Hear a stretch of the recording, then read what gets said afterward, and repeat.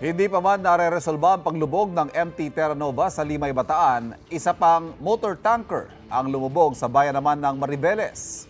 Ayon sa Philippine Coast Guard, lubog ang MT-KR Jason Bradley sa dagat na sakop ng Barangay Cabcaben noong Sabado. Sa isinagawang underwater assessment, may nakita raw na oil sheen ang PCG, kaya naglagay na sila ng oil spill boom. Apparently, this vessel did not clear from the Philippine Coast Guard, from the Bataan Coast Guard Station. So hindi namin alam pa kung saan yung details nito, no? Kung ano pang details meron siya.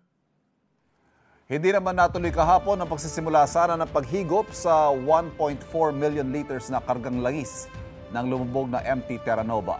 Sabi ng PCG, nakitaan ng tagas ang siyam na valve ng motor tanker.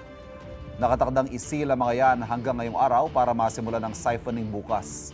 Nananawagan naman ng agara aksyon sa gobyerno ang grupong Greenpeace dahil anila umabot na umano ang oil spill ng MT Terra Nova sa coastline ng Hagonoy, Bulacan. Iniimbestigahan na yan ng PCG. Ang Bureau of Fisheries and Aquatic Resources magsasagawa ng sampling para matukoy kung kailangan magdeklara ng fishing ban. Nagsasagawa naman ng water sampling ang Department of Environment and Natural Resources.